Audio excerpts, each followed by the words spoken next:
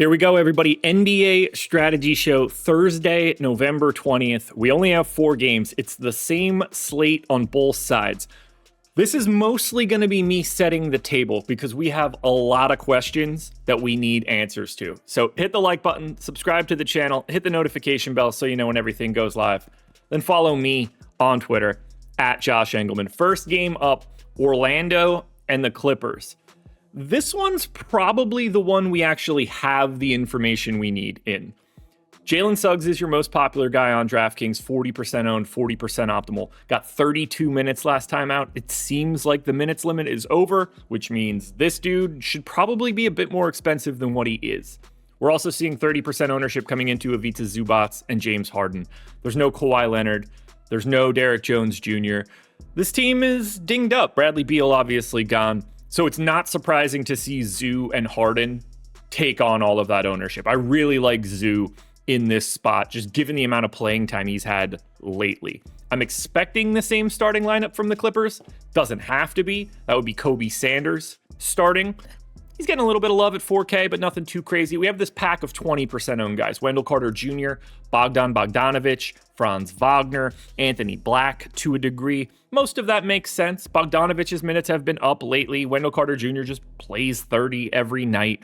Franz is the guy with no Paolo for Orlando, but he's 8,800 already, small forward, and it's a 4-gamer. So not pulling a ton of ownership, just appropriately owned. The guy that's most under-owned in this spot, the guy that I have my eye on the most, $5,300 John Collins, 14% owned, 25% optimal. More or less the same situation on FanDuel. Harden, way more popular. Zubac, still popular. But Franz is on a different level. And that's because he's small forward, power forward eligible. And on a 4-game slate, when you have to have 2 small forwards and you have to have 2 power forwards on FanDuel, you end up getting Franz Wagner 47% owned. So very different play depending on the site. Bane is getting a little bit more love, but the key takeaway here for this one, on FanDuel, you only worry about the stars. Harden, Franz, Zoo, Suggs, Bane. Those are the 5 best players in this game. They're the only ones getting any love. After that, we've got some positive leverage on someone like John Collins that I mentioned before, and then just everybody is sub 10% owned. So if you're going to this game on FanDuel, you really want to like the name of that first dude you're clicking on. So for this next one, Memphis and Sacramento, I'm not going to be able to break this down the way that we want to, given the current status of this game. What you need to know is this one's going to be very important. Let's start on the Memphis side. Jaren Jackson Jr. is doubtful for this game, and they're already missing 10 point guards, whether that's Ja, Small, Pippen, Ty Jerome. I feel like I'm missing a 5th and I don't remember who it is, but either way, they're missing everybody. So with no Jaren Jackson, we're going to be looking at a starting lineup of Vince Williams, Zach Edey, Cedric Howard, Jalen Wells, and my guess is Santi Aldama in this case. I think that he probably just has to step into that role. In theory, it could be somebody else, but for right now, I don't want to allude to it too much because we need this information, but like Vince Williams and Santi Aldama are going to be very popular today. Whether that's DraftKings or FanDuel, we need this information. The Sacramento side is even worse because, one, they're on a back-to-back. We don't have any of their injury news. Sabonis didn't play yesterday, could be playing today. Keegan Murray could be back for today. If those 2 guys are back, we have no idea what the rest of this team is going to look like, what their rotation will look like. Obviously, Zach LaVine, DeMar DeRozan, they're just going to be out there. Russell Westbrook likely. But without that news, it's hard to break this game down. So the takeaway, whether it's DraftKings or FanDuel, we need the information, we need the starters, because it's 9:30 a.m. right now. Depending on how that breaks, one way or the other, Vince Williams looks great today, because he just has to play, played 30 last time out. And I think Aldama will be the same. But where the rest of that value comes depends a bit on who ends up being the real starters. And then for Sacramento, all bets are off. Because if Sabonis and Murray don't play today, and they don't want to start these guys off in that second half of the back-to-back, then we're going to have a lot more value to find for Sacramento. Now we've got Philly and Milwaukee, and this one is equally as weird as the previous game, because for Philly, we don't know the status of who's going to be playing today. The expectation is that we get Paul George in and Joel Embiid in. Now, we still won't have Kelly Oubre, but those two moves mean Andre Drummond doesn't look as good. This pack of like Trendon Watford and Justin Edwards and Jabari Walker and Dominic Barlow, those guys become totally useless if everybody else is in. It takes away from Maxey a bit. It certainly takes away from Edgecombe. It takes away from Grimes. And that's why we're not seeing any real ownership coming into Philly. Edgecombe at 12%. It's the only guy above 10. And then on the Milwaukee side, they're a problem because Giannis Antetokounmpo is out. So we're expecting to see Ryan Rollins, AJ Green, Kyle Kuzma, Miles Turner, and probably Gary Trent.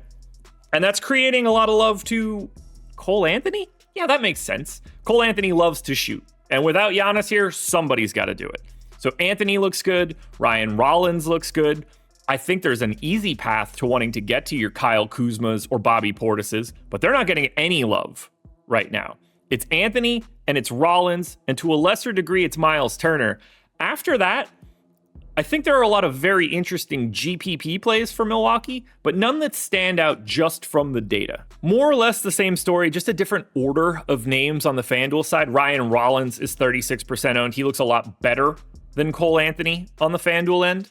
Kyle Kuzma is getting the love here because he's 5,700 small forward, power forward eligible with no Giannis Antetokounmpo. It's not surprising to see that. Maxey is way easier to get to on FanDuel than he is on DraftKings. That's why we're seeing 25% ownership here. We start to see more of Bobby Portis. We see a bit less of anybody else. Gary Trent just doesn't seem to work his way into any of this, but I do think he's an interesting GPP play. I think ultimately Ryan Rollins is probably the best overall play, no matter what site you're playing on. But the difference between DraftKings and FanDuel for this game in particular is pretty big. Final game of the night, although they all lock at 8 o'clock, that's going to be Atlanta and San Antonio. And add this to the list of games where we need more info because Atlanta has a Q tag on Zachary Risachet. They also have a Q tag on Kristaps Porzingis. Those two things are big because if Porzingis doesn't play, Onyeka Okongwu is going to play 34 minutes. Right now, we're not looking at Onyeka Okongwu at all. If Porzingis is out, we're going to look pretty hard. Similarly, Risachet will open up more value for someone like a Vit Krejci for today. On San Antonio, we still have no Wembanyama, no Dylan Harper, no Steph Castle. So we are getting 28% ownership to Keldon Johnson, who played 30 minutes off the bench last time out. He's in a nice spot. Depending on if those guys are in or out, will impact Jalen Johnson, but he's already 25% owned. And then we just get this rando value of Jeremy Sohan, Kelly Olynyk, Harrison Barnes to a degree. We've got De'Aaron Fox at 9,300 running the show. Only 10% owned on a 4-gamer. He could easily be a problem, especially with a 24% boom rate. And if Porzingis happens to be in, even in relatively limited minutes, 6,900 for Kristaps Porzingis, that's a guy you pay attention to on this day, especially when you don't have Victor Wembanyama. It's going to be Kristaps Porzingis against Luke Kornet. These guys were doing this in Boston Celtic practices last year. Now it's going to be a real game between Atlanta and San Antonio. And finally, on the FanDuel side, Jalen Johnson already hella popular at 9,800, 50% owned and optimal. And that's before we have any of that Atlanta news. Apologies for the way that I have to filter this, but SA gets included in the Sacramento days, which is annoying. Fox also way more popular on FanDuel, 30% owned, 30% optimal. When it comes to FanDuel, it's just much easier to get to the pay-up options and to rotate around them with value accordingly. Keldon Johnson, once again, pretty popular on FanDuel. Westbrook shouldn't be somebody that I'm naming right now, but his name is on the screen, so I'm saying it out loud.